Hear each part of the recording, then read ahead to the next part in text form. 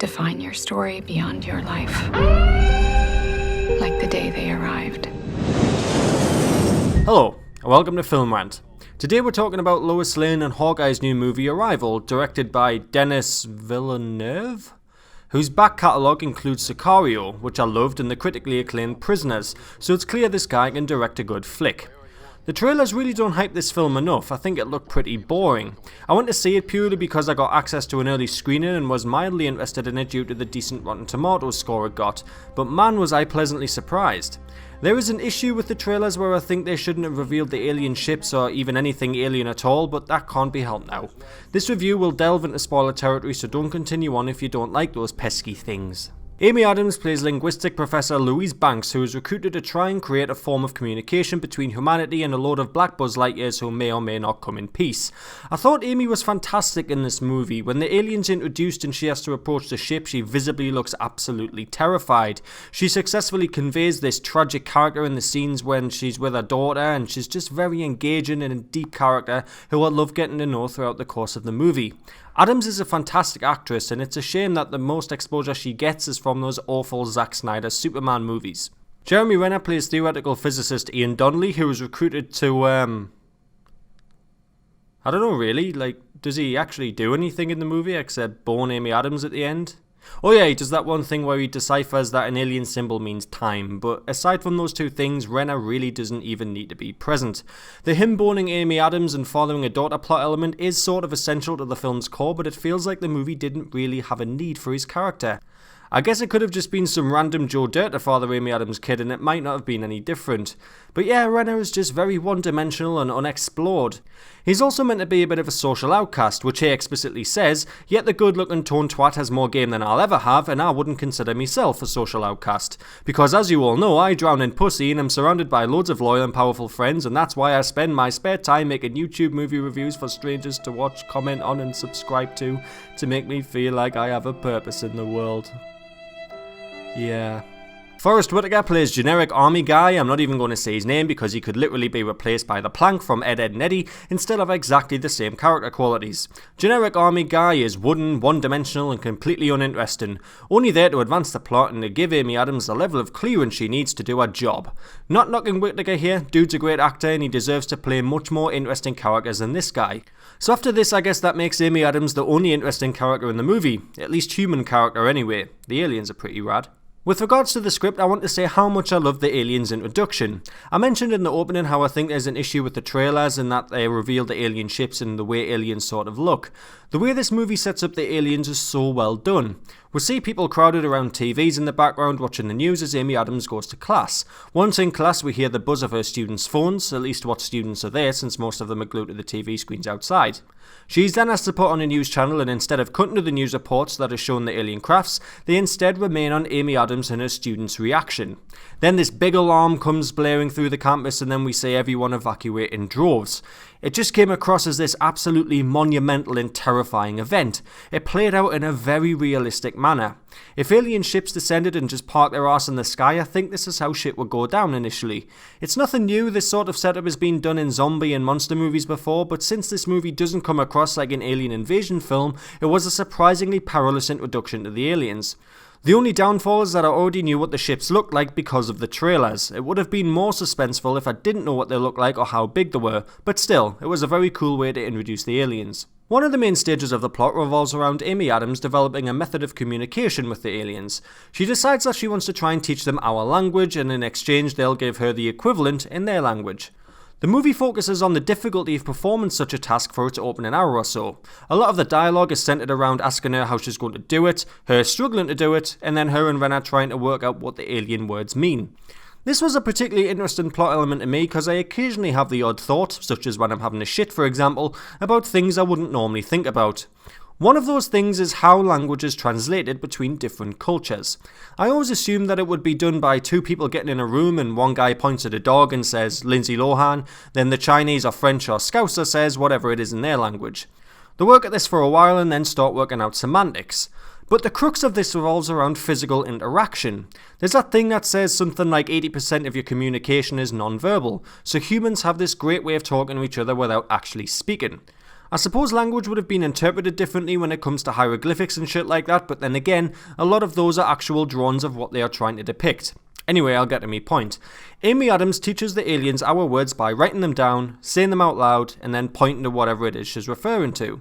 They then post their words on the wall, and Amy Adams then goes back to base to try and work out patterns on what they say. It's all very slow and interesting at first, but then there's a scene where Jeremy Renner gives us a huge exposition dump over a montage of a few weeks or so, and then Amy is able to communicate with the aliens and understand their language. Now, given that the first hour or so is focused on the difficulty of this task, it seemed a bit strange that they just skip over a lot of it when it comes to the crunch, and then she can understand them. I'm not sure if the source material or the scriptwriters actually knew how a human could decrypt their alien language, and I feel like that's why it skipped over that aspect a little too fast in the end. Plus, I had to question the methods they were going with anyway. I mean, I may be wrong in this, but I think that on the entire planet, only humans can understand the concept of pointing. Maybe primates could do it, I'm not too certain, but the point is that not everything would understand what we mean when we point at something. I could then believe that the aliens wouldn't, and if they don't, then Amy Adams' entire basis of communication breaks down. That being said, I can see why they didn't want to dedicate too much time to this, because it would probably get really slow and lose a lot of interest from people, and it's ultimately not what the movie is really about. I just thought she learned their language a little too quick after it spent so much time setting it up. Throughout the movie is the main goal of talking to the aliens and finding out why they're here. It's never explicitly clear why they're here to the audience for most of the movie, and there's never any real hints to give it away. We are only told when Amy Adams has a conversation with them near the end of the movie. They say to her, offer weapon, and she has to work out whether they mean that they have a weapon to offer, they are a weapon, they want us to offer them a weapon, or whether they're just getting the words mixed up. It has this great sense of tension about it, and because the aliens are so sinister in their appearance and how they're set up, you're never quite sure what to think. So when the reveal came that they were there to give some members of humanity the ability to see the future so that humanity could then save them in the future, it just seemed a bit underwhelming. I was just sat thinking, oh, so you're here to make Amy Adams see the future because you need humanity to save you in 3,000 years? Okay. I don't know, I just thought it was a strange way to go with the plot. It wasn't necessarily bad, I just wanted something more out of it, or something more profound. I was glad it at least wasn't predictable. The movie sets up a plot element where a military guy is shown to be visibly scared throughout, and you just know he's going to do something stupid, and that's exactly what he does. He triggers a bomb in the alien craft, and it would be very easy to assume that this is going to make the aliens think we're hostile. They retaliate, and the end of the movie is going to turn out to be a rushed Independence Day. This is further set up by the acts of aggression by Russia and China, but I'm very glad they didn't go with that. It would have taken away a lot from the movie and just plunged it into generic Hollywood territory, so I'm pleased that they didn't run with that plotline.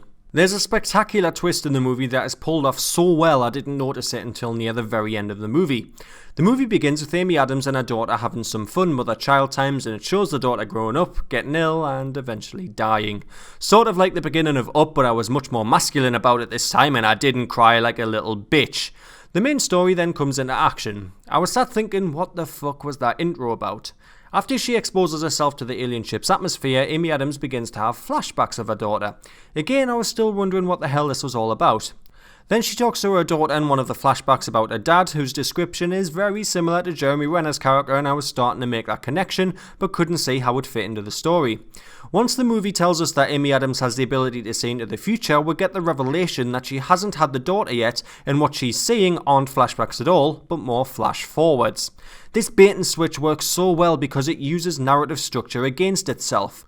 Whenever we see flashbacks intercut with present day scenes, we assume that it's in the past, unless it's explicitly clear that it isn't. So it was great to see that it turned that assumption against us. I really fucking loved this twist. It just added this awesome finesse to the movie. Villeneuve can definitely pull off twists. He did a good one in Sicario too. The only thing I could say about the twist is that it might have been a bit more powerful if it wasn't revealed until the very end.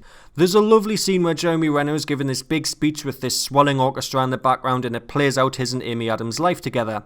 I think it would have had more emotional punch if this twist reveal came then, but I'm not sure how the rest of the movie would have worked if they did it like that, so I can understand why it wasn't done. That said, there's an interesting argument that comes up when you look at the twist.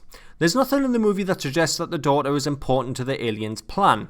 So Amy Adams is able to see that her daughter will get ill from a rare disease and die young because of her ability to see into the future. You have to ask the question, if she knew that was going to happen, couldn't she avoid having a daughter so that never happens? You could assume that she doesn't care and wants to have a daughter and a family with Renna, even if it's just for a little part of her life. Now, there's something deeply emotional and human in that. She knows life is going to get a bit sour, but she still chooses to let her daughter live a life and want to live it with her. She wants to put herself through the heartbreak of losing a child so that the daughter has the opportunity to live in the first place. This plot element ties into some very real stories in the world. Some parents have been told that their child will suffer from X or Y disease and it could be extremely debilitating or possibly fatal, and their child may never live a full or normal life. Some then have the option to abort the baby or choose to have it anyway. I love that the movie had this very real and personal issue in it. It gave it some soul and heart. It has a message. Great movies always have a message. Although there is a small part of the movie that makes me cringe a little. All of the countries where the alien ships have landed join in this large Skype call and talk to each other about what they've discovered and how their experiments are going. Then there's a point in the movie where some countries begin to get a bit restless and consider the aliens to be hostile. People start rioting and protesting and questioning whether governments are putting the alien safety and the interests above that of their own populace, which is something very social realist. I mean, it's basically calling out immigration policies. It shows this via news reports and political debates, which is really cool, but it just felt really petty when the countries that decided to be the twats of the world were China, Russia, and Pakistan. If you could name 3 areas of the world that the US doesn't like very much, what would you say? China, Russia, and the Middle East, right? It just felt really petty to include such a political statement in a movie that's got nothing to do with politics at its core. Truth is, we don't know how anybody would react if aliens came to Earth the way they do in the movie. Australia could be arseholes and nuke the fuck out of it. Britain could attack them, though it's more likely we'd just keep all our information to ourselves and isolate ourselves from the rest of the world. Promise I'm not still salty over the Brexit vote, but what I'm saying is this whole political agenda the film had just seemed a bit classless and tacky. I didn't like it at all. From a technical standpoint, there's only really one thing I want to mention, and that's how much time Amy Adams spends in the room aboard the alien ship. The film is paced really strangely because of these scenes. There's a whole 10-minute or so segment of the movie where she is ascending up to the ship and it shows us how the crew gets aboard and it's all really tense and shit. The goal of this is to go and talk to the aliens. So she gets into the room and is in there maybe a minute before it cuts back to base. So it has all this build up to get into the room and then absolutely no payoff. It came across as a little jarring.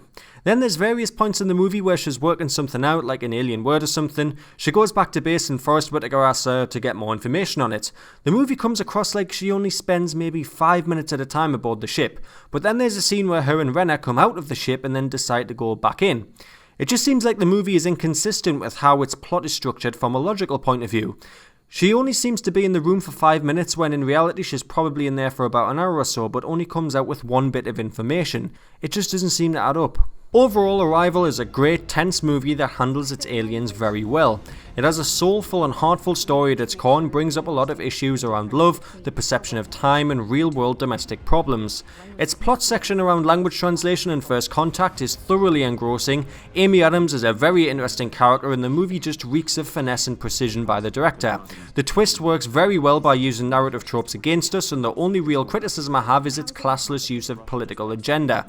The movie is one of the biggest surprises of the year for me, as I thought it originally looked very boring. Arrival gets 4 frames out of 5. Thanks for watching, and we'll see you next time on Film Rant. Why does this feel worse?